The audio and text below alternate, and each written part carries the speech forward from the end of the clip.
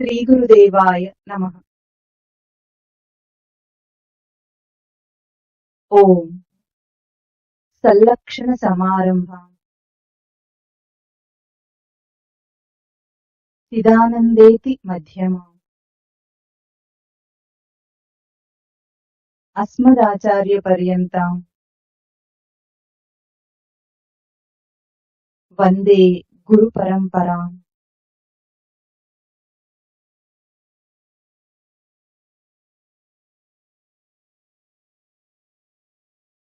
మన దేహంలో శరీరత్రయంలో అంటే స్థూల సూక్ష్మ కారణ శరీరాలలో సూక్ష్మ శరీరంలోని రెండవ అంశమైన మనోమయ కోశాన్ని అర్థం చేసుకునే ప్రయత్నం చేస్తున్నాం మనం ఇప్పుడు. మనోమయ కోశం అంటే నిర్వచనం ఎట్లా చెప్పిందంటే జ్ఞానేంద్రియై సహ మనః మనోమయ కోశః అని నిర్వచనం చెప్తోంది. దాన్ని మనము గత 2 వారాలు కూడా మనసు యొక్క అశుద్ధ స్వరూపాన్ని మననం చేస్తూ వచ్చాం. శ్లోకం ఎట్లా వచ్చింది? మనోహి వివిధం ప్రోక్తం శుద్ధం చ అశుద్ధమేవ చ. శుద్ధం అశుద్ధం కామ సంకల్పం శుద్ధం కామ వివర్జితం. ఇది శ్లోకము అమృత బిందు ఉపనిషత్తులో నుండి. దీన్ని ఆధారంగా చేసుకొని మనసుకు 2 రూపాలు ఉంటాయి అని మనం గుర్తించి దాన్ని మననం చేస్తూ వస్తున్నాం. ఎందుకు అశుద్ధ రూపానికి 2 వారాలు మననం చేశామంటే సాధారణంగా అందరూ అశుద్ధ రూపపు మనస్సుతోనే ప్రవర్తిస్తున్నారు. అందులో ఆవగింజ సందేహం అక్కర్లేదు. కానీ సాధకులు అంటే ఇట్లా మీలాంటి వాళ్ళు ఏం చేయాలి? ఇప్పుడు మనస్సు యొక్క రచన సృష్టి ఎందుకు చేసింది? మనిషి మోసపోవడానికి కాదు. మనిషి ఎదగటానికే గాని మోసపోవటానికి సృష్టి ఎప్పుడు రచన చేయదు. డిజైన్ ఏదైనా అది మనకు తప్పుగా వాడుకోవడానికి కాదు కదా. ఇప్పుడు మనం టెక్నాలజీ వచ్చింది, దాన్ని సరైన దారిలో వాడుకోవడానికే మనం సృష్టించుకున్నాం. కాకపోతే దానికి అశుద్ధ రూపం చాలా ఎక్కువగా ఉంది, అది వేరే విషయం. కానీ మనిషి కనిపెట్టేది మాత్రం దేనికోసం? దాన్ని సరైన మార్గంలో వాడుకోవాలని, అంతే కదా. అట్లాంటిది సృష్టి ఎప్పుడు కూడా తప్పు చేయదు. సృష్టి ఎప్పుడు కూడా సృష్టిలోని ప్రాణులన్నిటికీ కూడా ఉపయోగకరంగా అవి ఎదిగేటట్లుగా తన స్వరూపాన్ని బ్రహ్మస్వరూపాన్ని అందుకునేటట్లుగానే రచన చేసి తీరుతుంది. కనుక మనం వాడుకోవడంలో తప్పు చేస్తున్నామని గుర్తించి దాని అశుద్ధ రూపంలో ఉంటున్న మనము దాని యొక్క శుద్ధ రూపాన్ని అర్థం చేసుకునే ప్రయత్నం చేద్దాం. ముందు మనస్సు అంటే మనస్సు పదానికి, సంస్కృత పదానికి మన జ్ఞానే ధాతు. చెప్పండి, మన జ్ఞానే. మన జ్ఞానే అంటే ఏమిటంటే జ్ఞానం, ఎరుక. ఎరుక అంటే మీ అందరికీ తెలుగు పదం ఎరుక, జ్ఞానం అంటే సంస్కృత పదం. ఎరుక అంటే అందరికి అర్థమవుతుంది, ఆ భాష తెలుస్తుంది కదా. ఎరుక అని తెలంగాణలో వాడతారు, ఎక్కడైనా వాడతారు ఎరుక అన్న భాష. ఎరుక అంటే ఏమిటి? తెలిసి ఉండటం, ఎరిగి ఉండటం, అంతే కదా. దేన్ని తెలుసుకొని ఉండటము? ఇప్పుడు అశుద్ధ రూపంలో ఉన్న మనస్సు ఏం చేస్తుంది? జ్ఞానేంద్రియములతో కూడినదై బయటి నుండి వచ్చే సమాచారాన్ని అంతా తెలుసుకుంటోంది. ఇది మరి మనస్సుకు నిర్వచనం చేసిన మన జ్ఞానే అనే ఎరుక అవుతుందా? అనుకుందాం అట్లా అవుతుందని. అది జ్ఞానేంద్రియాల నుండి ఏమేమి పొందిందో అది అవుతుందా? కాదు. ఎందుకంటే అది నిజమైన ఎరుక కాదు. ఎరుక అంటే తెలిసి ఉండటం, అంటే తన ఉనికి యొక్క తేజస్సును గ్రహింపులో తెలుసుకొని ఉండటం మనస్సు యొక్క లక్షణం అన్నమాట. అంటే నేను అన్న స్మృతి మనకు అందరికీ ఉంది. ఆ స్మృతిని స్పష్టంగా గ్రహింపులో గుర్తించి దానితో ఆ స్మృతితో తిరగాలి మనం బయట. ఎందుకంటే దేహంతో ఉన్నాడు అంటే వాడు మనస్సుతో మనుగడ ఉన్నవాడు, అంటే మనస్సుతో పనిచేయగలిగిన వాడు. మనస్సు అనే పరికరం లేకుండా ఈ స్థూల దేహంతో ఏ ప్రాణి తిరగలేదు. కనుక ఇప్పుడు పరికరం మధ్యలో సంధానం ఏమిటి? స్థూల దేహానికి మన లోపల ఉనికికి మనస్సు. ఆ మనస్సు అనే గ్రహింపు ఏం చేస్తుంది? తన ఉనికి స్మృతిని అందిస్తూ ఉంటే ఆ స్మృతి యొక్క వెలుగులో మనం జీవించాలి. పోయిన వారం మనం టార్చ్ లైట్ ఉపమానం చెప్పుకున్నాం. చీకటిగా ఉన్న గదిలో టార్చ్ లైట్ వెలిగించి టార్చ్ లైట్ వెలుగులో మనం వేరే అన్ని పదార్థాలను చూస్తున్నాం. ఆ వేరే పదార్థాలను చూసేటప్పుడు మన సందడంతా పదార్థాల మీదే గాని టార్చ్ లైట్ వెలుగు ఉన్నదని గాని ఆ వెలుగులో మనం పనిచేస్తున్నామని గాని మనకి ఎప్పుడు స్పృహ లేదు. వ్యవహారానికి అది సరిపోయింది. మనకు వాటితోనే పని అక్కడ సరిపోయింది. కానీ జీవితం అంటే బయట పని కాదు. కనుక ఇప్పుడు అది సరిపోదు. టార్చ్ లైట్ వెలుగును మనం నిర్లక్ష్యం చేసినట్లుగా లోపల ఉన్న ఉనికి చైతన్యపు గ్రహింపును మనం నిర్లక్ష్యం చేసి బ్రతకడానికి వీలు లేదు. అది ఏం చేస్తుంది? అది వీలు లేదైనా మనం బ్రతుకుతున్నాం. అప్పుడు అది సృష్టి ఏం చేస్తుందంటే దాని యొక్క రచనని అది మనం సరిగ్గా వాడుకోలేదని ప్రతి అంశంలో కూడా ఎత్తి చూపిస్తుంది. గుచ్చినట్టు పోక్ చేస్తుంది. నువ్వు అందుకోలేదు అని. అందుకోలేని ఏ స్థితి ఉంటుందో ఆ రాపిడినే మనం జీవితంలో అనుభవిస్తున్నాం. మనకు కావాల్సింది ఉనికి చైతన్యపు వెలుగు. మనం అది అందుకోవటం లేదు. బయట మాత్రం వాడుకుంటున్నాం, ఇంద్రియాలను అన్ని వాడుకుంటున్నాం, తిరుగుతున్నాం. అంటే మనకు కావాల్సిన అసలు పని అవ్వటం లేదు, వేరే పనిలో మనం బిజీగా ఉన్నాం. కనుక అది ఎప్పుడు ఏం చెప్తుంది? ఇది కాదు నీ పని అని చెప్పటమే సృష్టిలో జీవితంలో మనం అనుభవిస్తున్న ఈ కష్టాల కారణం అన్నమాట. ఇప్పుడు మనం ఏం చేస్తున్నాం? సాధకులుగా ఏం చేయాలంటే మనసు యొక్క శుద్ధ రూపం మనకు కావాలి. దాన్ని శుద్ధి చేసుకోవడానికి మనం చేసే ప్రయత్నాన్నే మనం సాధన అంటాం. అంతే కదా? సాధన అంటే ఏమిటి? ఇప్పుడు సాధన అంటే స్వరూపాన్ని సాధించక్కర్లేదు. ఇప్పుడు అది ఉంది, కానీ అది అందటం లేదు. మధ్యలో ఎట్లా ఉందంటే పైప్ లైన్ చోక్ అయినట్టుగా అనమాట. మన మనసు ఎట్లా నిండి ఉంటుందంటే వీడికి అనుభవం లేదు, కానీ ఒక ఉదాహరణ చెప్తాడు, చెప్తే విన్నాడు అంతే.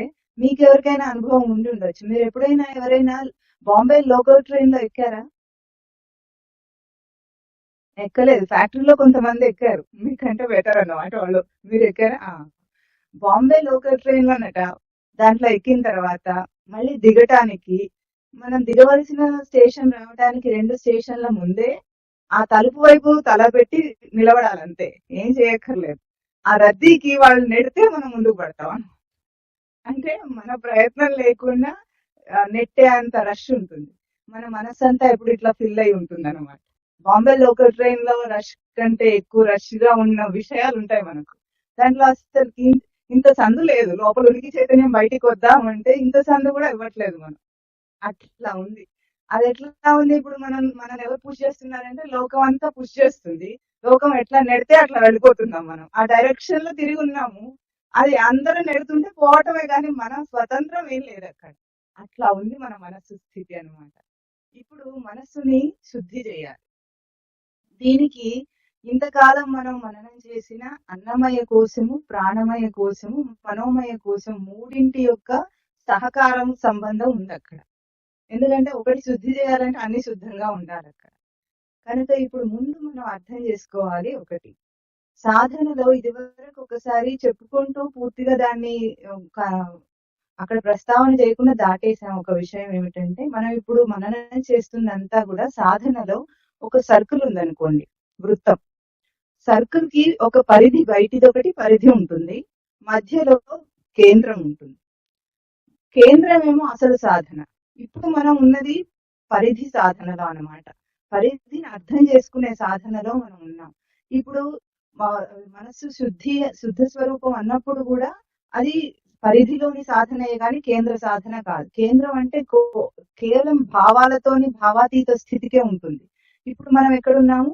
స్థూల శరీరము, ప్రాణమయ కోశము, సూక్ష్మ శరీరంలో మనోమయ కోశం. ఈ మూడింటిని అనుసంధానం చేసుకుని శుద్ధి ఎట్లా చేసుకోవాలి, ఇది మనము ప్రయత్నం చేద్దాం. ఇది ధ్యాన యోగంలో స్వామి చెప్తాడనమాట, ఎట్లా సాధన చేయాలి ధ్యాన పద్ధతి అని. అప్పుడు అంతా విన్న తర్వాత అర్జునుడు ఒక ప్రశ్న వేస్తాడు.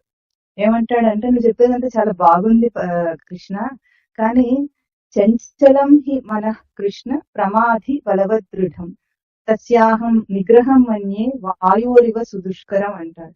నువ్వు చెప్పేది బాగానే ఉంది, కానీ నాలాంటి అసమర్థుడికి, ఎవరు? అర్జునుడట అసమర్థుడు, నాలాంటి అసమర్థుడికి, చంచల మనస్కుడికి నువ్వు చెప్పేదాన్ని నిగ్రహించడం ఎట్లా ఉందంటే వాయువును నిగ్రహించడం ఎంత కష్టతరమో నా మనస్సును నిగ్రహించడం అంత కష్టతరంగా ఉంది అని అంటాడు. ఎవరు? అర్జునుడు అంటున్నాడు అన్నమాట.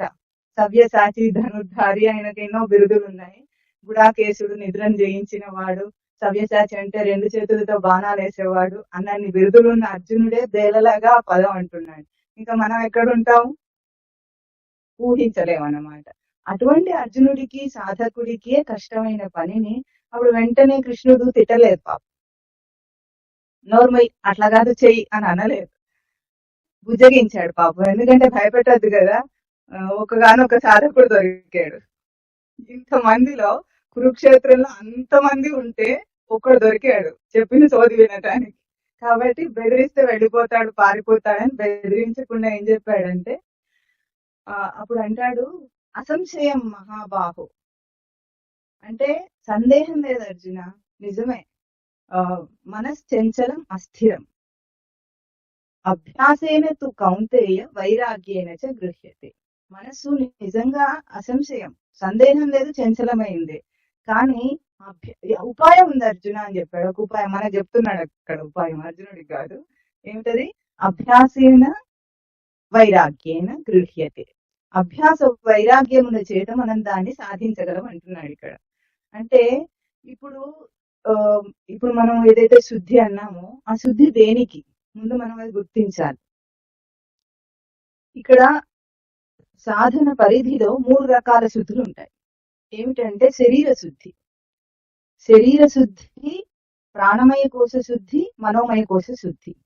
అయితే ఈ శుద్ధి చేయటం వల్ల ఆత్మ లభిస్తుందా అని ఒక ప్రశ్న వేసుకోవాలి మనం. దానికి శంకరాచార్యుల వారి వివేక చూడమనిలో లభించదన్నారు. ఏమన్నారంటే, చిత్తస్య శుద్ధయే కర్మ నతు వస్తూపలబ్ధయే, చిత్తశుద్ధిర్ విచారేణ నా కర్మకోటి శతైరపి. అంటే కర్మను ఆచరించటం. కర్మ అంటే ఇప్పుడు మనం చేస్తున్న సాధన కర్మ, మనం ఏదైతే మననం చేస్తున్నామో దాన్ని సాధన కర్మ అంటారు. ఆ కర్మ అంతా కూడా చిత్తశుద్ధి కొరకే. వస్తు సిద్ధి అంటే వాస్తవ తత్వం. అక్కడ వస్తువు అంటే మనం వాడే వస్తువులు కాదు, వాస్తవ తత్వాన్ని వస్తువు అంటున్నారు. ఆ వస్తు సిద్ధికి కాదు. అట్లా 100 కర్మలు చేసినప్పటికీ వస్తు సిద్ధి పొందడు. వస్తు సిద్ధి మాత్రం విచారణ చేతనే పొందగలుగుతాడు. మరి ఇప్పుడు చిత్తశుద్ధి దేనికోసము అని అడగాలి మనం అక్కడ ప్రశ్న. ఎందుకంటే వాస్తవమైన దాన్ని పొందలేము. మరి ఈ చిత్తశుద్ధి దేనికి? దాని మీద పోల్డంత కృషి చేయాలి కదా ఇప్పుడు మనం. అయితే అక్కడ ఏమంటున్నారంటే, ఎప్పుడైతే విచారణ చేత వాస్తవ తత్వం పొందుతాం. కానీ విచారణ చేయడానికి ఏం కావాలి? దేంతో విచారణ చేస్తారు మీరు? మీరు చెప్తే వినిపించాలని చాలా ఏర్పాట్లు చేశారు, మీరు గట్టిగా చెప్పాలి. మనస్సుతో. అక్కడ చిత్తం అన్న పదం వాడినా మనస్సు, బుద్ధి, చిత్తం మూడింటికి ఒకటే పదం వాడారు. చిత్తశుద్ధి అన్న, మనస్సు శుద్ధి అన్న, బుద్ధి శుద్ధి అన్న, మూడింటికి ఒక పదం వాడారు. Part foot for the whole అంటారు దాన్ని. ఏదైనా ఒకటి చెప్పాలంటే మూడింటిలో ఒకటి చెప్పేస్తారు. అంటే మనస్సుతో మననం చేస్తాం. ఇప్పుడు ఆ మననం చేయడానికి కూడా మురికి పట్టింది కనుక ఆ మనస్సును శుద్ధి చేస్తున్నాం మనం. తరువాతి మనస్సుతో మననం చేస్తే అప్పుడు వాస్తవతత్వం అర్థమవుతుంది. ఇప్పుడు సాధన అంటే ఏమర్థమైంది మీకు? పరికరాన్ని శుభ్రం చేసుకోవటం. మనకు ఒక పరికరం ఇచ్చారు ఆత్మతత్వాన్ని గుర్తించడానికి, గ్రహింపులోకి తీసుకోవటానికి. ఆ పరికరం సరిగా లేదు, మురికి పట్టించి పెట్టాం కాబట్టి ఇప్పుడు దాన్ని శుద్ధి చేయాలి. ఎట్లాగైతే చిలుము పట్టిన రాగి చెంబును శుద్ధి చేస్తారు, ఎట్లా చేస్తారు? మీరు ఎప్పుడు చేయలేదేమో, అందుకే చెప్పట్లేదు.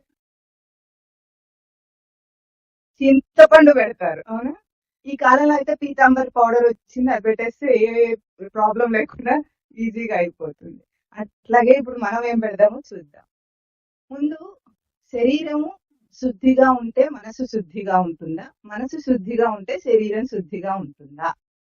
ఎందుకంటే వీటి రెండింటికి ఈ కాలంలో కూడా డాక్టర్స్ ఒక రిలేషన్షిప్ ఏం చెప్తారంటే సైకోసోమాటిక్ రిలేషన్షిప్ అంటారు. అంటే మనస్సుకి శరీరానికి అవినాభావ సంబంధం ఉంది.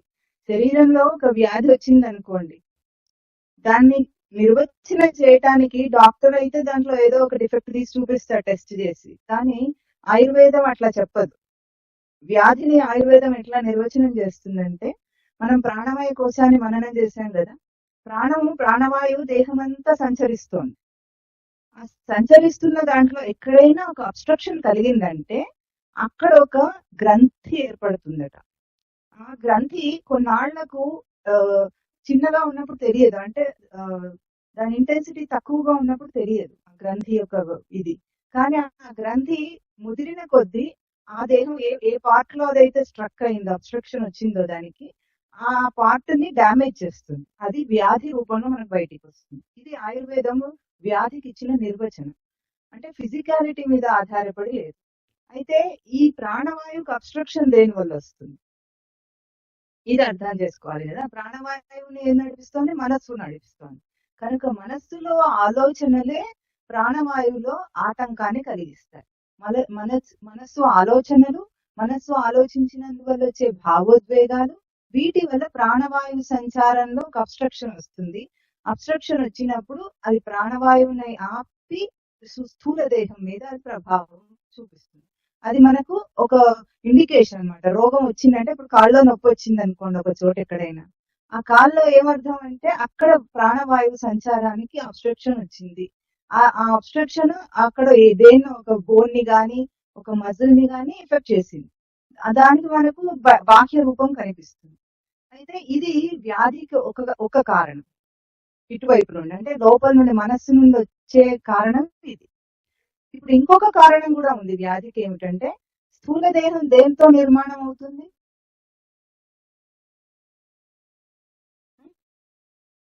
పంచభూతాలతో నిర్మాణం అయ్యింది. ఇప్పుడు పోషణ దేంతో అవుతోంది, అన్నంతో, అంటే అన్నరసంతో పోషించుతుంది. అంటే మనం తినే ఆహారం, ఈ ఆహారంతో కూడా దానికి ఎఫెక్ట్ ఉంటుంది. స్థూలమైన పార్ట్ దానిదంతా కూడా, అంటే సప్తధాతువులు ఏవైతే రక్తము, మాంసము, ఎముకలు ఇవన్నీ ఉన్నాయి, మనం తినే ఆహారం వల్ల ఏర్పడుతున్నాయి. దానిలో ప్రాణవాయువు సంచారం వల్ల నడుస్తుంది. కనుక లోపల నుండి బయట నుండి రెండు కారణాల వల్ల శరీరం అశుద్ధం అవుతుంది. రోగగ్రస్తం అంటే శరీరం అశుద్ధమైందని అర్థం. దాని అర్థం అశుద్ధమైందంటే ఇక్కడ రోజు స్నానం చేస్తూనే ఉన్నాము, అదెంత మురికి బయటికి కక్కినా సరే మనం మాత్రం దానికి toilet soaps, shampoos, body washes, ఇంకేమేమి వాషెస్ ఉంటాయో అవన్నీ వాడుతూనే ఉన్నాము, రుద్దుతూనే ఉన్నాం. అయినా అది పొద్దున్న వేసేటప్పటికి కంపు కొట్టేటట్టు తయారవుతుంది వాళ్ళు. ఇది కాదు అశుద్ధి అంటే, ఇదేమో బయట స్నానం చేసి దీన్ని శుద్ధి చేస్తున్నాం.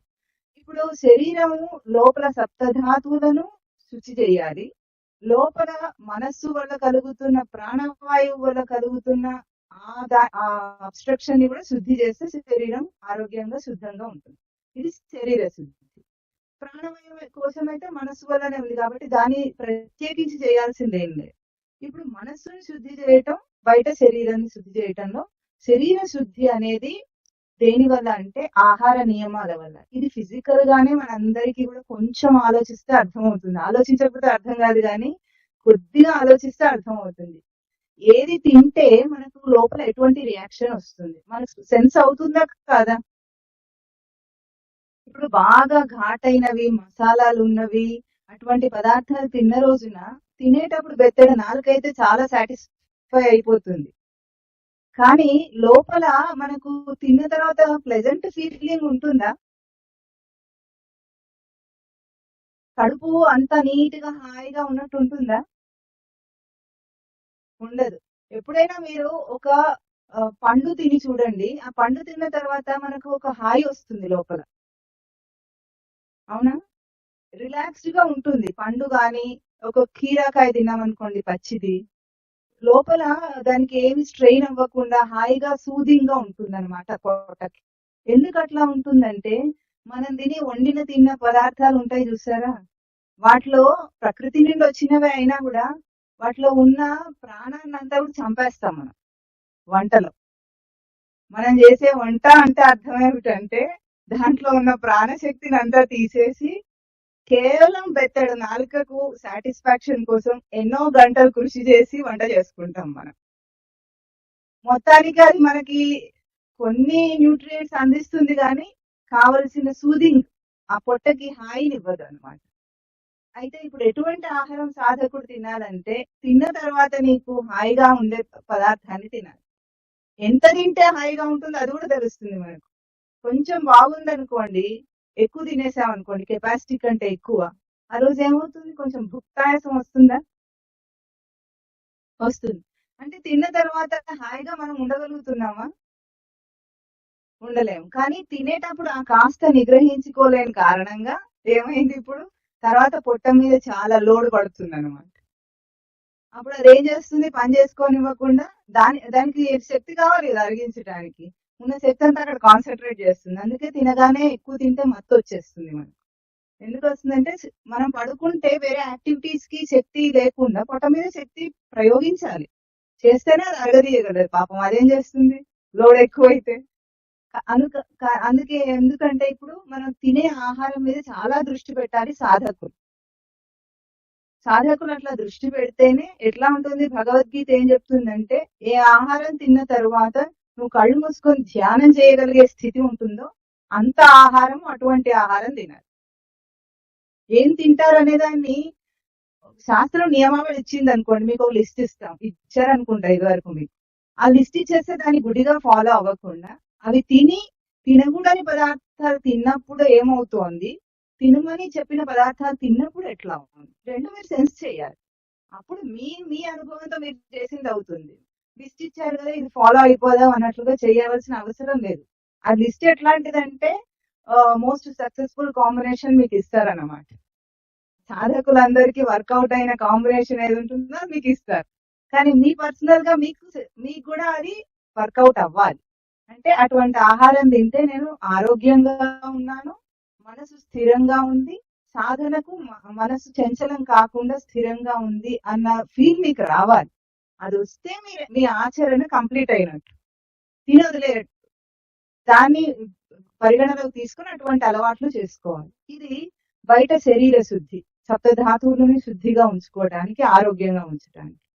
ఇప్పుడు రెండవ అంశం ఏమిటి, ప్రాణమయ కోశ శుద్ధి, మనోమయ కోశ శుద్ధి. దీనికి కావలసిన దానికి కూడా ముందు మనము మనసుకు ఒక 5 క్వాలిటీస్ ని మననం చేశాం. అంటే పోయిన వారానికంటే ముందు వారం ప్రవచనం జరిగినప్పుడు ఒక 5 క్వాలిటీస్ ని మనసుకు మననం చేశాం. కొంచెం కూడా ఎవరికైనా గుర్తుందా?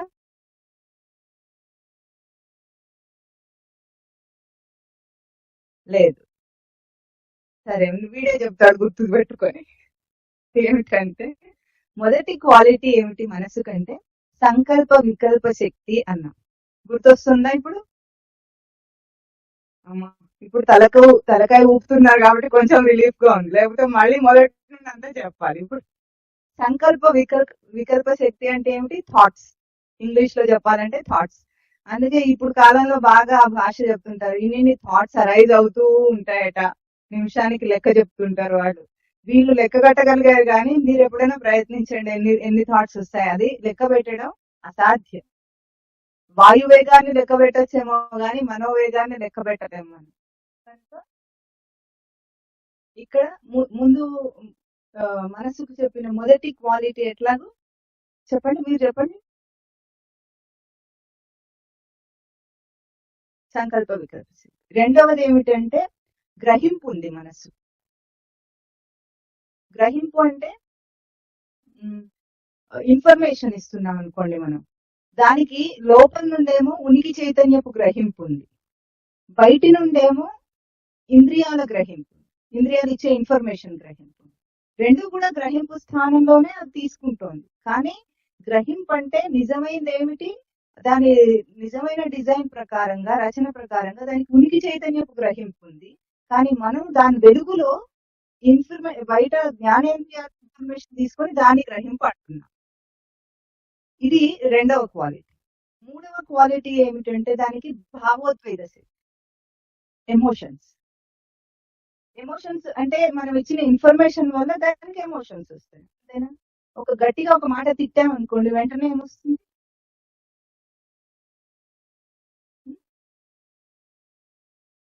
మీకు రాదా అది?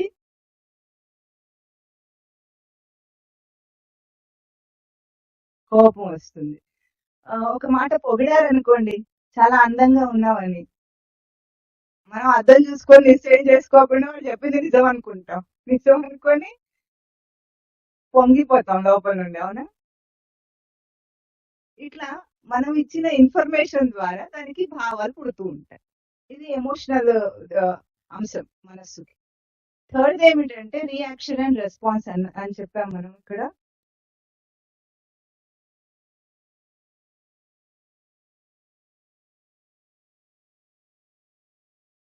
తర్వాత ఏంటి ఇప్పుడు రియాక్షన్ అండ్ రెస్పాన్స్ అంటే తెలుగులో ప్రతిస్పందన. ప్రతిస్పందన ఉంది దానికి. అంటే వెంటనే ఏ ఎమోషన్ వస్తుందో ఆ ఎమోషన్ కి మనం రియాక్ట్ అవుతామా? అవుతాం. అయ్యి దానికి ప్రతిస్పందిస్తాం. అది రియాక్షన్ కావచ్చు, రెస్పాన్స్ కావచ్చు. రియాక్షన్ అంటే ఎట్లా ఉంటుందంటే మనం ఎవరైనా ఒక మాట అన్నారనుకోండి, వెంటనే ఆనందం రావటం, వెంటనే కోపం రావటం. ఉదాహరణకి ఎవరైనా నువ్వు కుక్క అన్నారనుకోండి, రియాక్షన్ ఎట్లా ఉంటుంది? మీరు చెప్పండి ఏమంటారు?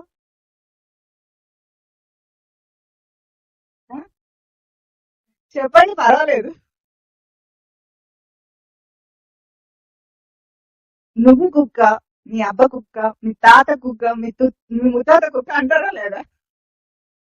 ఇది రియాక్షన్ అంటే ఇట్లా ఉంటుంది అనమాట. రెస్పాన్స్ అయితే ఎట్లా ఉంటుంది? దీనికి మంచి ఉపమానం స్వామివారు చెప్తారు. అంటే ఒకటి పిల్లల కోసం ఒక పుస్తకం వేశారు, దాంట్లో ఒక ఉపమానం చూపిస్తారు. నువ్వు కుక్క అని ఎవరైనా తిట్టారనుకోండి, వెంటనే ఏం చేయాలి? నాకు ఏమైనా ముట్ట వచ్చిందా ముందుకి? రాలేదా? బాగానే ఉంది, మనిషిలాగా ఉంది, కుక్కలాగా లేదు కదా అని అన్నారనుకోండి. వాడు ఏం చేస్తాడు అప్పుడు పాపం? కుక్క అంటే తోక ఉండాలి కదా, వెనక తిరిగి ఇది నాకేం తోక రాలేదు కదా, రాలేదు కదా, నేను కుక్కని ఎట్లా అవుతానని మీరు నిదానంగా రెస్పాన్స్ ఇచ్చారనుకోండి, అప్పుడు వాడు ఏమంటాడు పాపం? ఏమన్నా చేయగలడా మిమ్మల్ని?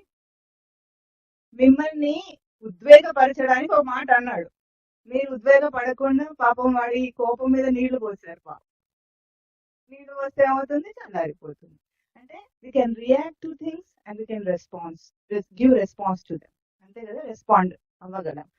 తర్వాత మనసుకున్న క్వాలిటీ ఏమిటంటే విపర్యయ శక్తి. 5వ క్వాలిటీ విపర్యయ శక్తి.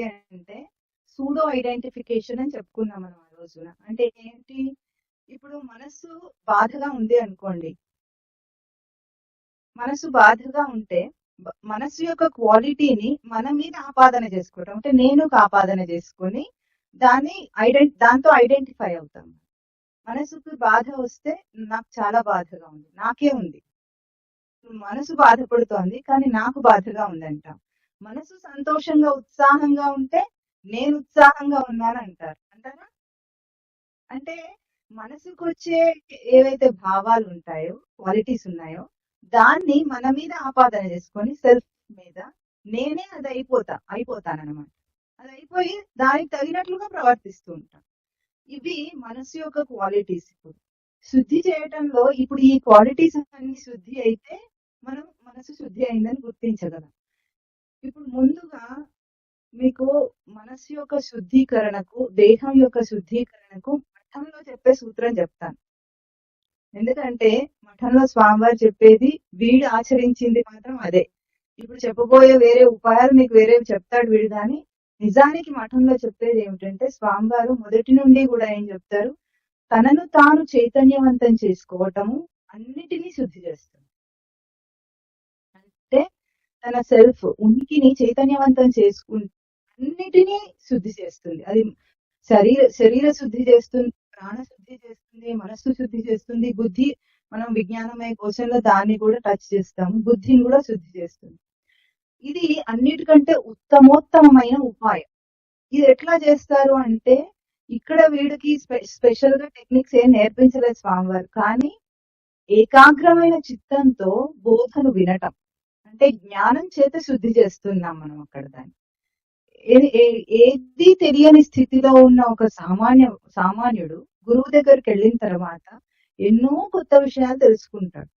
ఇప్పుడు లోకంలో తెలుసుకునే విషయాల కంటే భిన్నంగా తన యొక్క కోణాన్ని అర్థం చేసుకుంటాడు. తనంటే ఎవరు నిజంగా అనే దాన్ని అర్థం చేసుకుని జ్ఞానాన్ని పొందుతూ ఉంటాడు కదా. దీన్ని నాలెడ్జ్ అందాం. అంటే జ్ఞానాన్ని కూడా సంస్కృతంలో ఒకటే పదంతో మనం చెప్పేస్తాం, కానీ లోకంలో మనం ఇప్పుడున్న తీర్పులో దానికి 2 పదాలు వీడు చెప్తాడు, అర్థం చేసుకోండి. ఒకటి నాలెడ్జ్, ఇంకొకటేమో విజ్డమ్. నాలెడ్జ్ ఎప్పుడవుతుంది? భగవద్గీతలో కూడా ఈ పదం వాడతాడు స్వామి. ఏమంటే జ్ఞాన విజ్ఞాన యోగం అని 7వ అధ్యాయం చెప్తారు. అంటే జ్ఞానం ఎప్పుడు కూడా విజ్ఞానం కావాలి. జ్ఞానం అంటేనేమో ద ఇన్ఫర్మేషన్ వి గాట్. అంటే నాలెడ్జ్. ఇప్పుడు మనం వినేదంతా బోధ మీరు వింటున్నారు కదా, ఇదంతా కూడా జ్ఞానం. ఇప్పుడు ఏది జ్ఞానము మీరు వింటున్నారు ఇక్కడ, కానీ అది విజ్ఞానం ఎట్లా అవుతుంది? చెప్పే వాళ్ళకి విజ్ఞానం ఉండొచ్చు, కానీ వినేవాడికి విన్నప్పుడు అది విజ్ఞానం కాదు. ఆచరణలో దాని అనుభవంలోకి తీసుకుంటే అది విజ్ఞానం అవుతుంది, అంటే విజ్డమ్. విజ్డమ్ అయితేనే మనకు సెల్ఫ్ నాలెడ్జ్ వస్తుంది, కానీ విజ్డమ్ అయ్యేదాకా రాదు. ఇన్ఫర్మేషన్ ఎంతైనా ఉండొచ్చు, లోకంలో చాలా మంది చెప్తూనే ఉంటారు కాబట్టి వింటూ ఉంటాం. విన్నంత మాత్రం చేత మనకు వచ్చేది. అందుకే ఇప్పుడు ఉనికిని చైతన్యవంతం చేసుకోవాలంటే ఫస్ట్ క్వాలిటీ మనిషికి ఉండాల్సింది ఏమిటంటే గురువు, శాస్త్రము, దైవం పట్ల అచంచలమైన విశ్వాసం, శ్రద్ధ.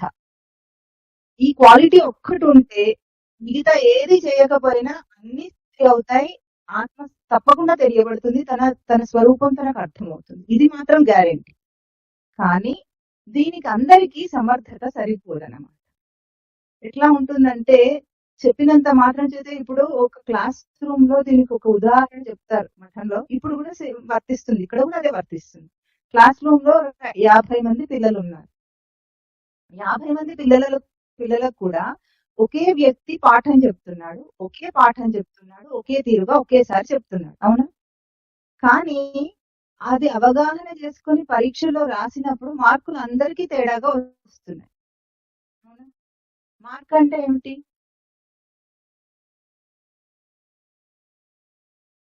మార్క్ అంటే 30%, 50%, 100%?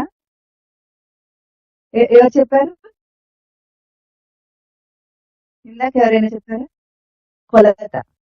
మార్క్ అంటే గుర్తు. వి మార్క్ సంథింగ్ అంటే గుర్తు. గుర్తు ఏమిటి? ఇప్పుడు ఇంత అంకె వచ్చింది అనుకోండి, మనకు 50 మార్క్స్ వచ్చాయి అంటే 50% మనం అవగాహన చేసుకోగలిగామని ఒక గుర్తు చెప్తున్నారు, అంతేగాని మార్క్స్ అంటే నెంబర్స్ కాదు అవి. ఇప్పుడు తేడా ఉంది కదా, అందరికి మార్కుల్లో తేడా ఉంది. మరి సమానత్వం అన్నా కూడా మనం తేడా ఇస్తున్నాం కదా మార్కుల్లో. అందరూ ఒకటే విన్నారు, ఒకటే చదువుకున్నారు, ఒకటే సిలబస్, అందరికి ఒకటే కోచింగ్, అంతా ఒకటే అయినా సరే మనం ఎందుకు తేడా చూపిస్తున్నాం? వాళ్ళ అవగాహనలో తేడా ఉంది కాబట్టి, అంతేనా? కాబట్టి ఇక్కడ కూడా అది వర్తిస్తుంది. బోధ అందరికీ సమంగా చెప్తారు గురువు, కానీ ఎవరు ఎంత అందుకుంటారంటే వాళ్ళ జిజ్ఞాస, ధారణాశక్తి, వాళ్ళు పెట్టే శ్రద్ధ, విశ్వాసం, ఇవన్నీ 4 కూడా అందులో అకౌంట్ చేస్తాయి, అవి అందులో భాగంగా ఉంటాయి. కాబట్టి దీంట్లో ఎవరైతే స్పష్టంగా శ్రద్ధ నిలుపుతారో వాళ్ళకి ఏమీ చేయకుండా కేవలం గురువు చెప్పిన బోధ విని లోపల ప్రయత్నపూర్వకంగా సాధనలో మళ్ళీ అదే జ్ఞానాన్ని మననం చేస్తే గ్యారెంటీగా మీకు చైతన్యం అందుతుంది. ఇది మఠంలో స్వామివారు చెప్పే బోధ, ప్రత్యేక మఠానికి అది. కానీ అందరికీ స్పష్టంగా ఈ కాలంలో ఇప్పుడు ఎట్లా ఉందంటే, ఇటువంటి బోధ, ఆధ్యాత్మికమైన బోధ ఎప్పుడు కూడా గోప్యంగా ఒక పవిత్రమైన స్థానంలో చేయవలసిన బోధ. అది అడిగిన వాళ్ళకే చెప్పాలి, అడగని వాళ్ళకి చెప్పకూడదని కూడా శాస్త్రాలన్నిట్లో ఉంది, రూల్ ఉంది. కానీ ఇప్పుడు ఎట్లా ఉంది, ఎందుకు మనం చెప్తున్నాం అంటే రీచ్ అవ్వటానికి, అందరికీ అందితే ఏ ఒక్కడు అందుకుంటాడు అన్న ఆశతో ఇట్లా మొత్తం బాహాటంగా చెప్పడం అనేది మొదలైంది. శంకరాచార్యుల వారు ఉన్నప్పుడే మొదలైంది పరంపర, అంటే ఆయన బోధ బయటికి చెప్పారన్నమాట. అందరికీ అందాలి, సామాన్యులు అందుకోలేకుండా ఉండకూడదు ఈ ఆధ్యాత్మికమైన విషయం అని అందరికీ చెప్పడం మొదలైంది. అప్పటి నుండి ప్రవచనాల పరంపర వచ్చింది. ఇప్పుడు సోషల్ మీడియా వచ్చింది కాబట్టి మనం బయటికి ఇస్తున్నాం దాన్ని, అంటే దేశకాల పరిస్థితులను బట్టి మనం ఆ సిద్ధాంతాన్ని కొంచెం మార్చుకుంటున్నాం. ఇప్పుడు కూడా మనం చెప్తే మాత్రం వాడి చెవిలో పోసినా ఎవరు వింటారు? యూట్యూబ్ లో పోసినా కానీ దానికి కావాల్సిన వాడే వింటాడు, తెలుస్తాడు, అంతే కదా. అంటే వాడు అడిగినట్లు, అక్కడ అడిగి తెలుసుకున్నట్లు. కాబట్టి ఇక్కడ ఏమిటి, ఇట్లా చెప్పేటప్పుడు ఉత్తమోత్తమైన ఒకటే కండిషన్ చెప్పి వాడికి ఉనికి చైతన్యం రావాలంటే వాడికి రావటం లేదు మరి కనుక వేరే సాధనాలు ఉంటాయి. అయితే ఇవి కూడా ఇప్పుడు మనం మననం చేయబోయేది, ఇవి కూడా ఋషులు హైందవ ధర్మంలో అనేకమైన కోణాల నుండి తెలుసుకున్నారన్నమాట. దేహాన్ని అర్థం చేసుకోవటం, దేహంలోని ఇన్ని కోశాలను దాటి ఆత్మను అర్థం చేసుకోవటానికి కొన్ని టెక్నిక్స్ ఉన్నాయి. ఆ టెక్నిక్స్ లో కొన్నిటిని మనం మననం చేద్దాం ఇవాళ. ఇంకొకటి మఠంలో ఈ ఉనికిని చైతన్యవంతం చేసుకోవటంలో, తనను తాను చైతన్యవంతం చేసుకోవటంలో ముఖ్యమైన సాధనంగా ఏం చెప్తారంటే మానసిక అర్చన అని ఇక్కడ మాకు ఒక అభ్యాసం ఉంటుంది. అంటే ఉదయాన్నే మాకు కొన్ని నామాలు ఉంటాయి ఇక్కడ స్వామివారు కూర్చున్నవి. ఆ నామాలను మానసికంగా అర్చన చేస్తాం స్వామికి. అంటే అర్చన అంటే బయట పువ్వులతో కాకుండా లోపల మనస్సుతో చేసే అర్చన మానసిక అర్చన. అప్పుడు ఏమవుతుందంటే మానసిక అర్చనకు మా పరమస్వామి వారు ఒక నిర్వచనం చెప్పారు. అదేమిటంటే పరమాత్మకు తనకు మధ్య సంవాదం, ముఖాముఖి సంవాదం. అంటే నా లోపల ఉన్న నా నిజ స్మృతికి నేను అంటే ఇప్పుడు నేను దేహంతో గుర్తించుకుంటున్న నాకు జీవుడికి, వాడికి లోపల ఉన్న సోర్స్ కి మధ్యలో ముఖాముఖి సంభాషణ మానసిక అర్చన. అంటే మంత్రం చేత శుద్ధి చేయటం. ఇప్పుడు మన శరీరాన్ని దేహాన్ని శుద్ధి చేయటానికి రోజు స్నానం చేస్తాం కదా, చేస్తారా అందరూ? కదా అనేసాడు కదా. కొంతమంది ఎవరైనా చేయని వాళ్ళు ఉంటారేమో, మరి ఉంటారా? మీ లోపల అయితే ఉండరని అనుకుంటున్నాడు, బయట ఉంటే ఉంటారేమో గాని మీలో ఎవరు ఉండరు అని అనుకుంటున్నాడు. రోజు స్నానం చేస్తాం అంటే బయట శరీరానికి వచ్చే మురికిని ఎప్పుడప్పుడు కడిగేస్తుంది. మరి మనసుకు పెట్టే మురికి కడగాలా వద్దా? రోజు కడగాలి. ఇప్పుడు మన ఇంట్లో వచ్చి ఎవరైనా చెత్త పారేసి వెళ్ళిపోయారనుకోండి, ఊరుకుంటామా?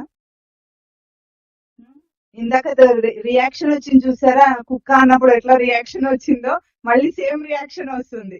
ఏం చేస్తారంటే వాడి చెత్తతో పాటు మన చెత్త కూడా తీసుకెళ్లి వాడి ఇంట్లో వేసేస్తాం. అవునా? దీన్ని రియాక్షన్ అంటాం. అంటే రెస్పాండ్ అవ్వకుండా రియాక్ట్ అవుతాం వెంటనే. మా ఇంట్లో చెత్త వేస్తావా నువ్వు అని.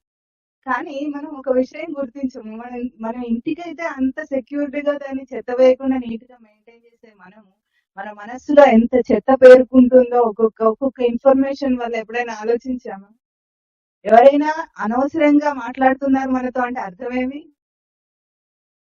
వాడిని చెత్త వేస్తున్నాడు మన మనస్సులో. మనం ఏమనకుండా మర్యాదగా ఎటికసీస్ మెయింటైన్ చేస్తూ చెప్తే వినాలి అనుకొని వింటున్నాం. కానీ వాడు మాట మొదలు పెట్టగానే అవసరమా మనకి ఇది డిస్కషన్ అని అనుకొని అక్కడ కట్ చేయగలమా? సొసైటల్ ఎటికసీస్ దానికి ఒప్పుకోవు. అట్లా మాట్లాడుతూ నవ్వుతూ ఉంటే అప్పుడు మర్యాద అన్నమాట. అట్లా కాకుండా అనవసరపు విషయాన్ని లోపల ఇన్ఫర్మేషన్ రూపంలో మనం ఇవ్వకూడదు. ముందు మనసుకు శుద్ధి. అది ప్రతిరోజు ఉదయాన్నే మంత్రోచ్చారణ చేత దానికి శుద్ధి చేయాలి. ఇది సనాతన సంప్రదాయంలో జ్ఞాన సాధన పద్ధతి. జ్ఞాన సాధనలో ఇట్లాగే ఉంటుంది. ఇది చేయటం ఉత్తమమైన లక్షణం. దానికి కృషి చేయాలి. మన మఠంలో మానసిక అర్చన తర్వాత మీకు ఎప్పుడైనా నేను లైవ్ గా వచ్చినప్పుడు ఇంట్రడ్యూస్ చేస్తాను. ఇష్టం ఉన్న వాళ్ళు దాని సిడీస్ కూడా ఉన్నాయి మన దగ్గర. అంటే మొత్తం మానసిక అర్చన గురుదేవుడు చెప్తూ ఉంటే శిష్యుడు మళ్ళీ రిపీట్ చేయటం, ఆ సిడీస్ కూడా ఉన్నాయి. అది ఎవరికైనా ఆసక్తి ఉన్న వాళ్ళకి ఇచ్చి ఎట్లా చేయాలో కూడా తర్వాత నేర్పిస్తాం. ముందు మనం ఇప్పుడు ఈరోజు ఏమిటి పద్ధతులని తెలుసుకుంటున్నాం. ఇది మానసిక అర్చన. రెండవది వచ్చిన తర్వాత ఏమిటంటే ఎవరైతే ఫిజికాలిటీతో అంటే శరీరం స్థూల దేహంతో ఎక్కువగా అటాచ్ అయి ఉంటారో, అంటే అది మనకే అర్థమవుతుంది. ఏదైనా చిన్న నొప్పి వచ్చింది అనుకోండి, కొంతమంది ఓర్చుకునే తీరులో, కొంతమంది ఎక్స్ప్రెస్ చేసే తీరులో చాలా తేడా ఉంటుంది. కొంతమంది చాలా ఎక్కువ ఏడ్చేసి గోలగోల చేస్తుంటారు, ఇంకా నేను ఓర్చుకోలేనని. అట్లా అవ్వటం వల్లనే, అట్లా మనుషులు ఉండటం వల్లనే ఈరోజు పెయిన్ కిల్లర్ సిస్టమ్ అనేది చాలా ఎక్కువ పాపులర్ అయింది. ఎందుకంటే పూర్వము కొంచెం నొప్పి వచ్చింది అనుకోండి, పెయిన్ కిల్లర్ వేసుకోరు, వెంటనే కొంచెం ఓర్చుకుంటారు. ఏదైనా ఉపాయం ఉంటే చెయ్యొచ్చు, తప్పు కాదు. మందు వేయొచ్చు, తప్పు కాదు. కానీ వెంటనే తగ్గాలనుకుంటారు. చూసారా ఈ కాలంలో ఎట్లా ఉంటుంది? కొంచెం తలనొప్పి రాగానే డోలో 600 500 మరి తెలియదు వీడికి, అది వేసేసుకుంటారు. వెంటనే వేసుకుంటే ఏమవుతుంది? వెంటనే రిలీఫ్ వస్తుంది, పని చేసేసుకోవచ్చు. అంటే ఇన్స్టెంట్ గా మనకు రిలాక్సేషన్ కావాలన్నమాట. ఇన్స్టెంట్ గా అన్న అయిపోవాలి. ఇన్స్టెంట్ నూడిల్స్ లాగా ఇన్స్టెంట్ గా అన్న అయిపోవాలి ఎప్పటికప్పుడు. అట్లా అలవాటైన వాళ్లకు ఓర్పు అనేది చచ్చిపోయింది మనుషుల్లో. ఇక డాక్టర్ మాత్రం ఏం చేస్తాడు? వెంటనే రాగానే పెయిన్ కిల్లర్ ఇచ్చేస్తాడు. దాని తర్వాత ఒక యాంటీబయాటిక్ కోర్స్ ఇస్తాడు. ఆ 5 రోజుల పాటు పెయిన్ కిల్లర్ వేసుకోవాలి. యాంటీబయాటిక్ కోర్స్ క్యూర్ చేసిన తర్వాత ఇంకా పెయిన్ ఉండదు, కిల్లర్ అక్కర్లేదు దానికి. అట్లా కాకుండా పూర్వం కొంచెం ఓర్పు ఉండేది. అంటే దేహంతో ఎక్కువగా ఫిజికాలిటీ మీద మనకు తాదాత్మ్య సంబంధం వచ్చిన తర్వాత ఓర్చుకోలేడు మనిషి. ఇట్లాంటివన్నీ వస్తాయన్నమాట. పూర్వం ఎట్లా ఉండేది, కాసేపు ఓర్చుకుంటే ఓర్పు నేర్పిస్తారు. పూర్వం డెలివరీస్ లో కూడా ఎంత కష్టం ఉండేది. అప్పుడు ఇట్లా ఏమైనా పెయిన్ కిల్లర్స్ ఉన్నాయా ఏమన్నా? ఆ ప్రసవ వేదనను అనుభవించినప్పుడు అందుకే ఏం చెప్తారు, ప్రసూతి వైరాగ్యం ఎందుకు వస్తుంది, ఊరికేనా వస్తుందా, కంటే తెలుస్తుంది ఎట్లా ఉంటుందని. ఆ ప్రసూతి వైరాగ్యం అంత బాధను ఓర్చుకొని మరి 10-12 మందిని కనేసేవాళ్ళు అంత ఓర్చుకుంటూ కూడా. ఎట్లా కంటారో మరి, కానీ వాళ్ళ వైరాగ్యం వచ్చేది కాదేమో మరి. అంటే అప్పుడు ఇంత లేదు. ఇప్పుడు డెలివరీ అయితే సిజేరియన్ ఆపరేషన్ అయినా సరే చక్కగా తిరుగుతూ ఉంటారు వాళ్ళు. అన్ని వాళ్ళకి ఇవన్నీ ఇంజెక్షన్స్ ఇచ్చేస్తారు, యాంటీబయాటిక్స్, పెయిన్ కిల్లర్స్. అసలు ఏం తెలియదు వాళ్ళకు. చక్కగా బిడ్డను ఎత్తుకొని తిరిగేస్తారు, షాపింగ్కి వెళ్ళిపోతున్నారు కూడా వెంటనే. అంటే ఓర్పు అనేది లేకుండా అయిందండి. ఫిజికాలిటీతో అటాచ్డ్ అయిన వారికి ఇప్పుడు శరీర శుద్ధికి వీడు చెప్పే ఉపాయం ఏమిటంటే యోగాసనాలు చేయడం. ఇందాక మనము వ్యాధిని ఆయుర్వేదం యొక్క నిర్వచనం ఏమని చెప్పుకున్నాం? ఆయుర్వేదం ఏమని? ప్రాణ ప్రవాహానికి ఆటంకం కలిగింది, అప్పుడు గ్రంథులు ఏర్పడుతున్నాయి. ఆ గ్రంథులు చిన్నగా ఉన్నప్పుడు తెలియవు. అవి ఎట్లా పోతాయంటే యోగాసనాలు వేసినప్పుడు మనము కొన్ని స్పెషల్ మూమెంట్స్ ఇస్తాం. దేహంలో అన్ని జాయింట్స్ లో కూడా మూమెంట్స్ వచ్చేటట్టు ఆసన డిజైన్ చేయబడి ఉంటాయి. అది చేసినప్పుడు ఏమవుతుంది, ప్రాణ ప్రవాహానికి అబ్స్ట్రక్షన్ ఉన్న చోట రిలాక్సేషన్ వచ్చేస్తుంది వెంటనే. మళ్ళీ ఆ ఫ్లో స్టార్ట్ అయిపోతుంది. అంటే చిన్న చిన్నగా ఉన్నప్పుడు ఏమవుతుంది, ఆ చిన్న చిన్నగా ఉన్నవన్నీ కూడా ఇటువంటి ఆసనాల ద్వారా ఎప్పటికప్పుడు రిలీజ్ అవుతుంటాయి. ఇప్పుడు మన లైఫ్ స్టైల్ ఎట్లా ఉంది, పూర్వమేమో ఆడవాళ్ళు పనిచేస్తే ఇంట్లో ఎంత పని ఉండేదంటే వాళ్ళు కింద నేల ఊడవాలంటే వంగి ఊడవాలి, తుడవాలంటే మొత్తం కూర్చొని తుడవాలి. ఇప్పుడు వాటినే ఆసనాల రూపంలో చేయిస్తారు ఆడవాళ్ళ చేత. మళ్ళీ విసరాలన్నా ఏ మూమెంట్స్ వస్తాయో వాళ్ళ దేహానికి అవసరమైన మూమెంట్స్ అవి. ఇప్పుడు మనం యోగాసనాలు వేయించే వాటితో పోల్చి చూసుకున్నప్పుడు పూర్వం ఋషుల డిజైన్ ఎంత వాళ్ళకి ఎంత తెలివితో చేశారనేది మనకి ఇప్పుడు అర్థమవుతుంది. అంటే వాళ్ళ దేహానికి, స్త్రీ దేహానికి ఎటువంటివి కావాలో వీళ్ళకి అట్లా, పొలాల్లో పనిచేసే మగవాళ్ళకి ఎట్లా వాళ్ళ శ్రమ ఎట్లా చేయగలరు వాళ్ళకి అట్లా డిజైన్ చేస్తే ఆటోమేటిక్ గా స్ట్రెస్ రిలీఫ్ అయ్యేది వాళ్ళకు. ఈ మనసు నుండి వచ్చే భావాల వల్ల, ఏ ఎమోషన్స్ వల్ల గ్రంథులు ఏర్పడుతున్నాయో, ప్రాణవాయువు అబ్స్ట్రక్షన్ వస్తుందో వాటిని ఆటోమేటిక్ గా పనిలో పోయేది. కానీ ఇప్పుడు మన లైఫ్ స్టైల్ ఎట్లా ఉంది, ఒక్క బటన్ ఆన్ చేస్తే అన్ని అయిపోతాయి, ఆటోమేటిక్ గా డిజైన్ చేశారు అన్నిటిని. అంతే కదా, మనం ఏమైనా కష్టపడతామా? అది ఆన్ చేసుకోవడం కష్టమై కూడా వంట కూడా చేయట్లేదు ఇప్పుడు మొత్తానికి. ఒక క్లిక్ లో ఇగ్నైట్ అవుతుంది స్టవ్. అప్పుడు మంట పెట్టాలంటే ఎంత కష్టపడాలి. చెక్క ఉంటే దాని అంతా వేసి అదంతా మనకి వీడికి ఐడియా కూడా లేదు, మీతో పాటు వీడు కూడా. కానీ ఊహించుకుంటే తెలుస్తుంది కదా మనకు. అంటే ఇవన్నీ ఇప్పుడు లేవు మన లైఫ్ స్టైల్. జస్ట్ కూర్చోవటం, తినటం, తిన్నది అరగకుండా మందులు వేసుకోవటం, ఇంత మాత్రమే మన లైఫ్ స్టైల్ అయినప్పుడు ఈ లోపల ఇంకా దీనికి తోడుగా మనసుకేమో ఓవర్ ఇన్ఫర్మేషన్ ఇస్తున్నాము, దానివల్ల ఎమోషన్స్ ఎక్కువ వస్తున్నాయి, దానివల్ల ప్రాణవాయువు ఎప్పుడూ అబ్స్ట్రక్ట్ అయ్యే ఉంటుంది, స్ట్రెస్ రిలీఫ్ అవ్వటం లేదు, రోగాలు ఎక్కువ వస్తున్నాయి. ఇంత సింపుల్, మనం చేసుకుంటున్నాం అంతే లైఫ్ స్టైల్. ఇప్పుడు దీంట్లో మార్పు చేయాలంటే సాధకుడికి ముందు కావాల్సింది ఏమిటి, కొంత అంటే మితంగా. మంద ఎట్లా వేసుకుంటాము, ఇంత వేసుకుంటామా, ఎంత కావాలో అంత డోస్. అట్లాగే ఎవరి దేహానికి ఎంత కావాలో అంత మితంగా యోగాసనాల అభ్యాసం కొద్దిగా మనకు భౌతిక దేహానికి స్ట్రెస్ రిలీఫ్ ఇస్తుంది. ఇది ఇచ్చినప్పుడు మీరు ఎప్పుడైనా గుర్తించండి, కొంచెం ఎవరికైనా ఐడియా ఉంటే, ఎక్సర్సైజ్ చేసే అలవాటు ఉంటే ఎక్సర్సైజ్ చేసిన తర్వాత దేహం తేలిక పడుతుంది. ఐడియా ఉందా ఎందుకు తేలిక పడుతుంది?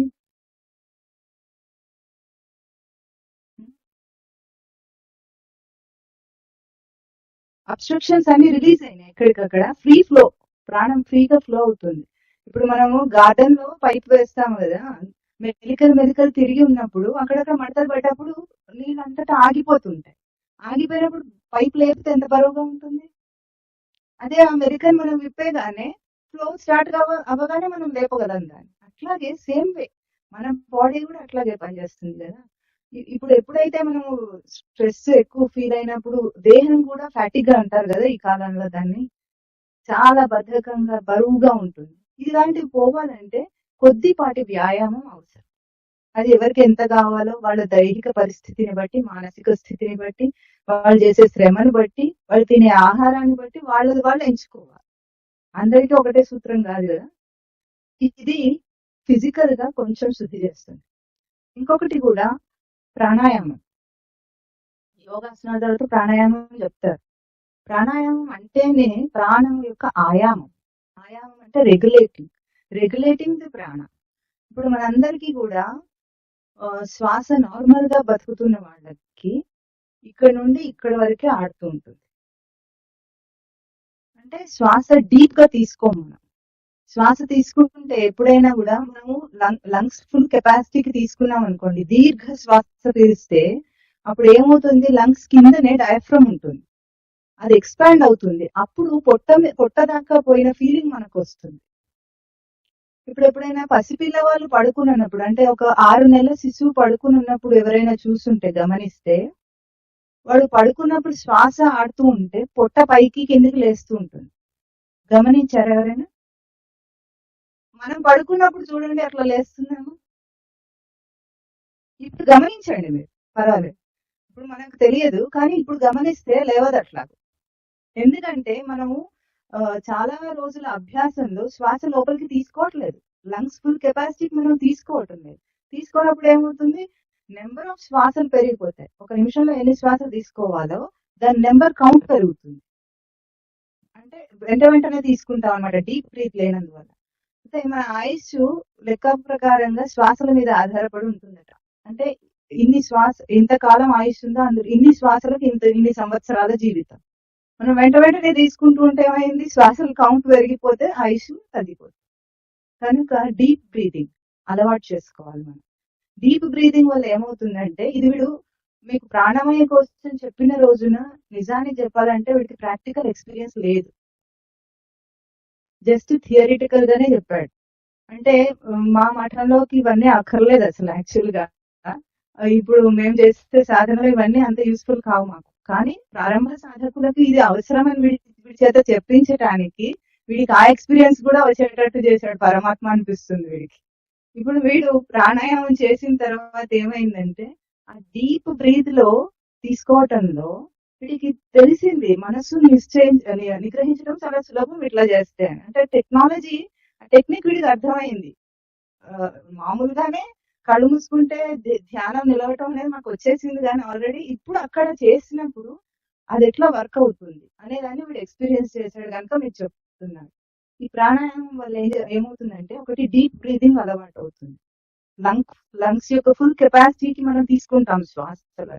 తీసుకొని దాన్ని రెగ్యులేట్ చేయటంలో రకరకాలైన ప్రాణాయామాలు ఉంటాయి. అందులో మనస్సు యొక్క స్థిరత్వం ఉంటుంది అనమాట. అంటే ఏ థాట్స్ అయితే నాన్ స్టాప్ గా వస్తూ ఉంటాయి మనసులో నుండి, అవి నిగ్రహింపబడతాయి. జస్ట్ మనకు అర్థమైపోతుంది ఆ టైంలోనే. డే అంతా కూడా ఆ థాట్స్ అన్ని ఆగిపోయిన, అంటే మొత్తం ఆగిపోకపోవచ్చు కానీ స్లో డౌన్ అవుతాయి అనమాట, వేగం తగ్గుతుంది. ఆ వేగం తగ్గటానికి మనం ఎక్స్పీరియన్స్ చేస్తాం. ఇప్పుడు ఇటువంటి స్థితిగతుల్లో ఎప్పుడైతే మనిషి ఇటువంటి జ్ఞానాన్ని వింటుంటాడో మననం చేయటం అనేది మనస్సుకి అలవాడుతుంది అనమాట. ఇప్పుడు నేను చెప్పినా ఎందుకు చేయలేరంటే, ఒకటి పని ఒత్తిడి ఉంది, దేహం పూర్తిగా దానికి డిజైన్ ప్రకారంగా శుద్ధిగా లేదు కనుక సాధకులు అంత తొందరగా చేయలేరు. మేము అనుకుంటున్నాం కానీ చేయలేకపోతున్నాం అని చాలా మంది చెప్తారు. విన్నప్పుడు చాలా బాగుంటుంది కానీ మళ్ళీ మా పనుల్లో పడేటప్పటికి ఇదంతా ఏం ధారణలోకి రాదు, నిగ్రహం శక్తి సరిపోదు అంటారు. దానికి ఇవన్నీ టెక్నిక్స్. ఇంకొకటి ఇవేమో భౌతికంగా చేయగలిగినవి. మానసికంగా చేయగలిగినవి కూడా హిందూ ధర్మం చాలా గొప్పగా డిజైన్ చేసిందని వీడికి చాలా ఆశ్చర్యం అనిపిస్తుంది. ఒక్కొక్కసారి ఒక మంత్రాన్ని జపం రూపంలో ఇస్తారు. అంటే ఇవన్నీ కూడా స్టార్టింగ్ స్టేజెస్ ఆఫ్ సాధక. మొదటి స్థానంలో ఇవన్నీ చేస్తే మంత్రాన్ని జపం చేయమని ఇస్తారు. ఎందుకు ఇస్తారంటారు అట్లాగా? దాంతో ఏ ముక్తి రాదు, ముందు అది గుర్తించాలి. మంత్రాలతో చింతకాయలు రాలవు ఎక్కడ కూడా. కానీ ఇవన్నీ కూడా శుద్ధి చేస్తుంటాయి అన్నమాట. మనసు యొక్క చంచల స్థితిని ఏదైతే అర్జునుడు చెప్పాడో దానికి అభ్యాస రూపంలో ఇది. ఒక మంత్రం తీసుకొని దాని మీద వీడికి ఇచ్చిన అభ్యాసం స్వామివారు అయితే మానసికార్చన మంత్రాలను మననం చేయడం అన్నారు. 25 మంత్రాలు ఉంటాయి. వీడు ఎప్పుడు మొదలు పెట్టినా సరే 5వ మంత్రంలోనే స్ట్రక్ అయ్యేవాడు. అదే మంత్రం అర్థంలో అట్లా వెళ్ళిపోతూ గంటలు గడిచినా సరే 25వ మంత్రానికి వెళ్ళేవాడు కాదు ఎప్పుడు. అంటే ఒక మంత్రంలో దాన్ని మననం చేయటం అనేది అంత బాగుంటుంది. మరి దాటి వెళ్ళలేము దాన్ని. అంతసేపు దాని మీద నిలిచిపోతుంది మనసు. ఇంకొకటి అవసరం రాదన్నమాట. అంటే మనకు ఈ సహస్రనామాలు చదవాలని ఇన్ని చదవాలని అవసరం లేదు. నిలబడితే ఒక దాని దగ్గర ఆగిపోవచ్చు.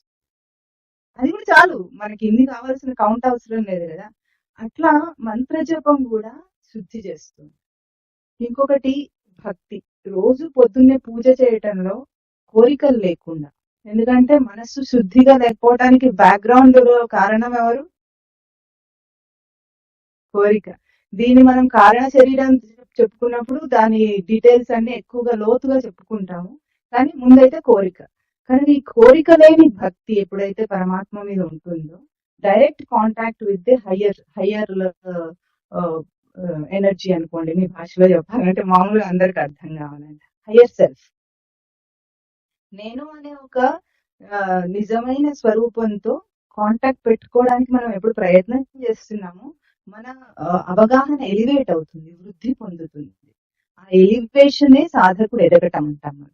అంటే ఒక రోజు ఉన్నది నిజంగా సాధన మొదలు పెట్టిన తర్వాత ఈ రోజున్న స్థితి రేపు ఉండదు, రేపున్న స్థితి మర్నాడు ఉండదు. అంటే ఎదుగుతూనే ఉంటుంది, ఆటోమేటిక్ గా సాధనలో ఎదుగుతూ ఉంటుంది.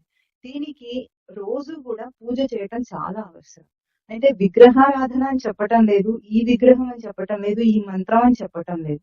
ఎవరికి ఏది ఆసక్తి ఉందో తీసుకొని ఆ మంత్రాన్ని మననం చేస్తూ ఇతర అంటే సాంసారిక విషయాల్లోకి దూకక ముందే మనం ఏం చేస్తాం? పొద్దున్న లేచిన తర్వాత ఒక జంప్ అన్నమాట. లేస్తూనే ఒక దూకామంటే మళ్ళీ పడుకునేదాకా విశ్రాంతి లేదు. ఆ దూకక ముందే దాన్ని కొంచెం శాంతిపరిచి దాన్ని బయట ప్రవర్తనకు కొంచెం స్థిరం చేసుకొని అప్పుడు వెళ్ళాలి. అప్పుడు వెళ్తే దాని ఎఫెక్ట్ ఇప్పుడు రియాక్ట్ అవ్వకుండా రెస్పాండ్ అయ్యే నిదానం వస్తుంది మనకు. అందుకే లోకంలో కొంతమంది ఉంటారు, నిదానంగా కూడా ఉంటారు. కానీ వాళ్ళని కదిలిస్తే ఎట్లా ఉంటుందంటే ఒక ఉపమానం చెప్తాడు వీడు. ఇప్పుడు ఒక ఆఫీస్ లో పనిచేస్తున్నారు అనుకోండి మీరందరూ, మీకంటే హయ్యర్ ఆఫీషియల్స్ ఉంటారు కదా, వాళ్ళ కింద పనిచేయాలి. అప్పుడు చాలా మర్యాదగా నిదానంగా ఉంటారా ఉండరా? ఇంట్లో భర్తను తిట్టినట్టు భార్యను తిట్టినట్టు తిట్టుకోగలరా? తిట్టలేరు.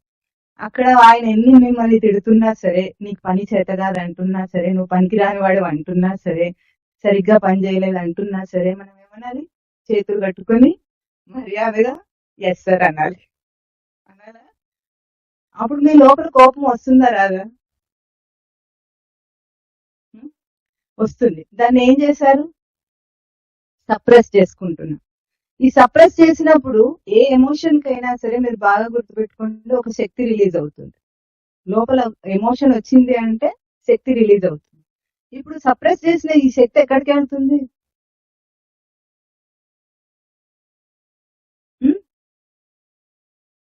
ఇంటికి వెళ్తుందా? ఇంటికి వెళ్ళే లోపల మిమ్మల్ని మీ లోపల ఇదే ఇందాక చెప్పింది ఇదే అనమాట, ప్రాణవాయువుని అబ్స్ట్రక్ట్ చేస్తుంది. ఆ శక్తి రిలీజ్ అయినప్పుడు అందుకే కోపంలో బీపీ రేజ్ అవుతుందా, హిస్టీరియా వస్తుందా, వేరే చాలా రోగాలు వస్తాయి కోపంగా ఉన్న మనుషులకు, కోపం ఉన్న మనస్తత్వం ఉన్నవాడు. వాడు ఎట్లా ఉంటాడంటే మీరు ఇందాక అన్నారు కదా ఇంటికి వెళ్తుంది అదేని, ఇంటికి వెళ్ళిన తర్వాత ఎవరు ఏమనకపోయినా సరే ఒక్క మాట కదిలించగానే బస్ట్ అవుట్ అవుతాడు. పాపం వాళ్ళు ఇంట్లో వాళ్ళు అనుకుంటారు నేను ఏం తప్పు చేసానో వాడికి అర్థం కాదు, కానీ వీడు మాత్రం బస్ట్ అవుతాడు ఒకసారి. ఎందుకు? అణిచిపెట్టున్న బాంబు లాంటి వాడు, పిన్ లాగానే టపిమని పెడతాడు అన్నమాట. కనుక ఇటువంటి ఎమోషన్స్ వచ్చినప్పుడు రిలీఫ్ కావాలి, దానికి రిలాక్సేషన్ కావాలి అప్పటికప్పుడే. దీనికి మరి ఇప్పుడు ఎక్కడికి వెళ్ళి ఎక్సర్సైజ్ చేస్తారు చెప్పండి? ఆఫీసర్ తిడుతుంటే వెళ్ళి ఎక్సర్సైజ్ చేయలేరు కదా మీరు. అప్పుడు ఏం చేయాలంటే జస్ట్ మానసికంగా కూడా దాన్ని క్యూర్ చేసుకోవచ్చు. ఒకటి దీనికి ఇవన్నీ ఏమో ఫిజికల్ గా వీడు చెప్పిన ఉపాయాలు. చెయ్యాలి. ఇంకా కూడా నాన్ ఫిజికల్ ఉపాయాలు ఉంటాయి కొన్ని. ఎట్లాంటివంటే ఎప్పుడైతే ఈ నెగెటివ్ ఎమోషన్ క్రియేట్ అయినప్పుడు ఎనర్జీ రిలీజ్ అయిందో సేమ్ వే పాజిటివ్ ఎనర్జీలో కూడా రిలీజ్ అవుతుంది. ఇదివరకు మీకు ఒక ఉపమానం చెప్పాను, మీకు గుర్తుందో లేదో కానీ, ఎవరైనా మీ వెంట తుపాకీ పట్టుకొని వస్తుంటే ఎట్లా పరిగెడతారు? భయంలో పరిగెడతారు. అవునా? ద సేమ్ వే ప్రేమలో ఎట్లా ఉంటుంది? ప్రియురాన్ని తిప్పేస్తాడని అనుకున్నాం. అంటే ఉపమానంలో పాజిటివ్ లో కూడా ఎనర్జీ వచ్చింది, నెగిటివ్ లో కూడా ఎనర్జీ వచ్చింది. ఏ ఎమోషన్ లోనైనా ఎనర్జీ వస్తుంది కదా.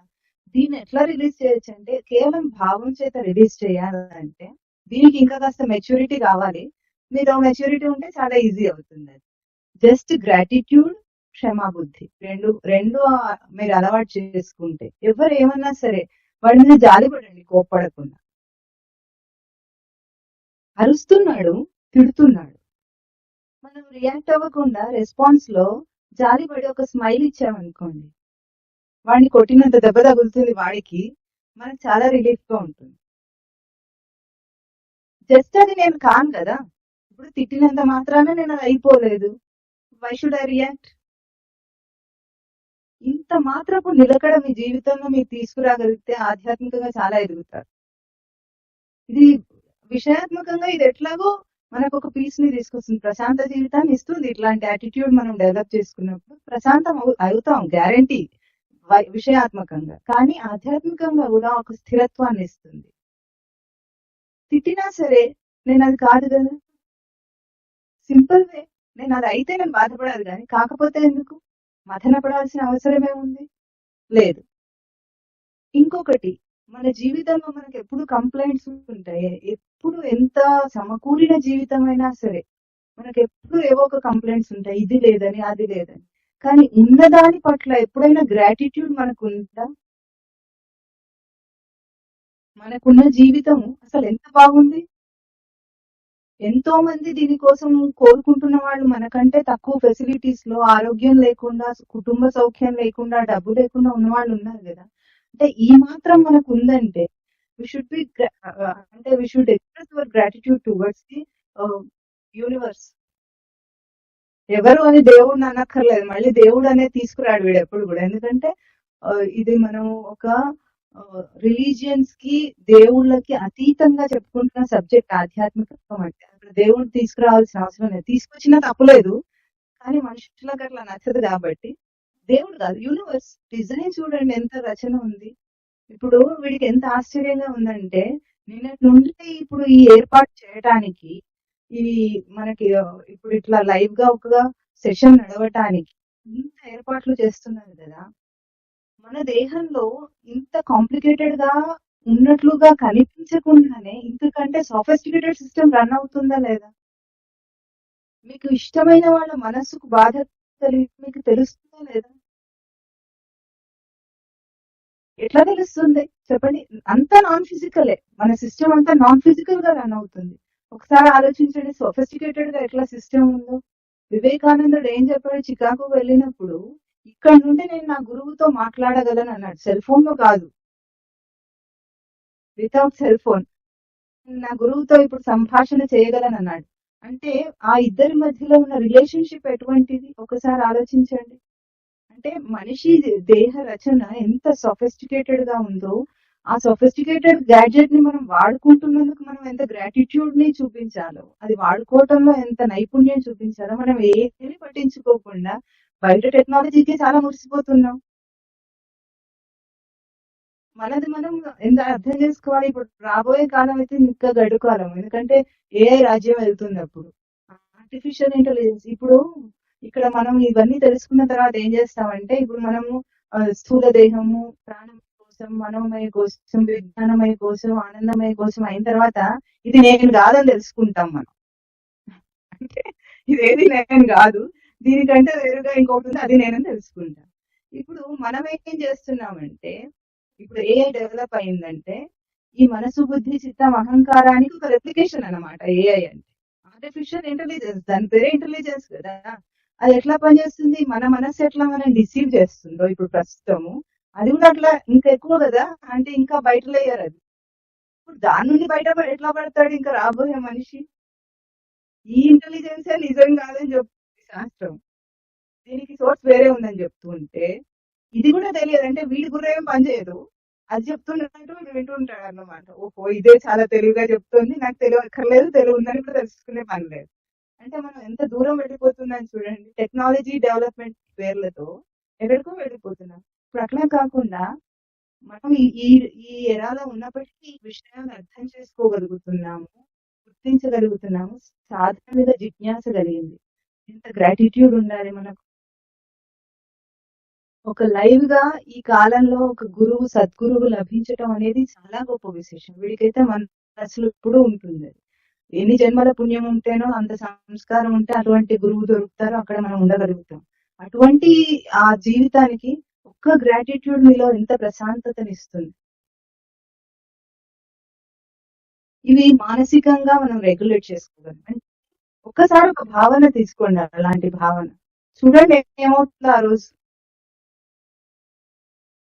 అంతలో కొంపలు ఆరిపోయేంత నష్టాలు మనకైతే బయట ఏం రావు. వస్తాయా? ఎవరినైనా క్షమించినంత మాత్రం చేత, తిట్టకుండా రియాక్ట్ అవ్వకుండా ఉన్నంత మాత్రం చేత ఏమైనా నష్టం వస్తుందంటారా? ఏం రాదు. కానీ దాని లాభం ఎంత ఉంటుందో చూడండి. కోపం ఇంకొక విషయం, మీకు అందరికీ పిల్లలు ఉండుంటారు, వాళ్ళ గురించి వీడు చాలా ఇన్సిస్ట్ చేసి చెప్తున్నాడు ప్రతిసారి కూడా. పిల్లల మాట వినాలంటే కోపంతో భయపెట్టి ఒత్తిడి చేసి ఎప్పటికీ వాళ్ళని మార్చలేరు. అది మాత్రం మీరు బాగా గుర్తుపెట్టుకోవాలి. ఎందుకంటే ఈ కాలంలో వాళ్ళు ఎందుకు మాట వినట్లేదంటే మనం చేస్తున్న ఒత్తిడి వల్ల. మనం అర్థం చేసుకోవాలి. ఎప్పుడైతే ఒత్తిడి స్ట్రెస్ ఎక్కడ ఉంటుందో సృజనాత్మకత తగ్గిపోతుంది అక్కడ. అంటే వాళ్ళ లోపల ఉన్న ఒక క్రియేటివ్ క్వాలిటీ ఏది ఉంటుందో దాన్ని మనం సప్రెస్ చేస్తాం.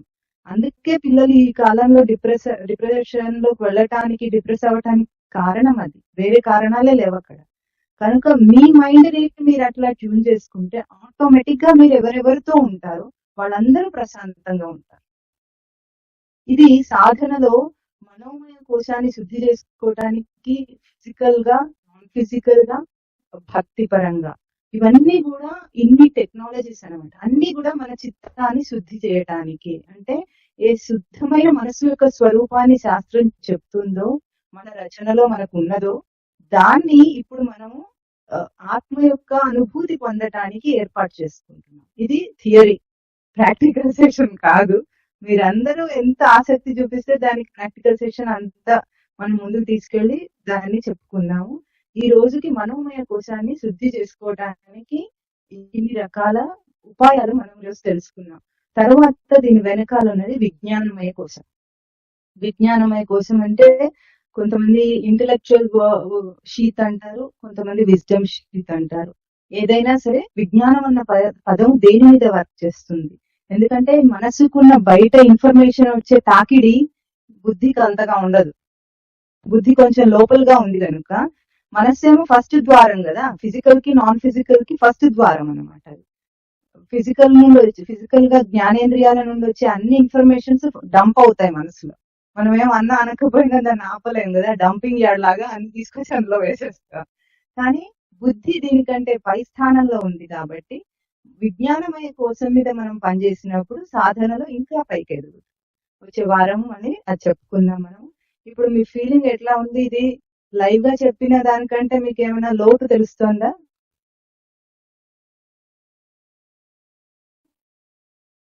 కొద్దిగా ఉందా? ఇంత ఉందా? ఇంత ఉందా? కొంచెం ఉంది. అయినా శ్రద్ధ పెట్టి వింటే ఓకే, టెక్నాలజీ సహాయంతో ఇంత మాత్రం చేసుకోగలుగుతున్నాము. తొందరలోనే లైవ్ గా వచ్చే ప్రయత్నం చేస్తాడు, కానీ ముందు వీడు కూడా కొంచెం శుద్ధి చేసుకోవాలన్నమాట. కొన్ని ప్రాబ్లమ్స్ ఉన్నాయి కాబట్టి దీనికి రిపేర్ కావాలి ఇప్పుడు. సరే. ఓ సరే.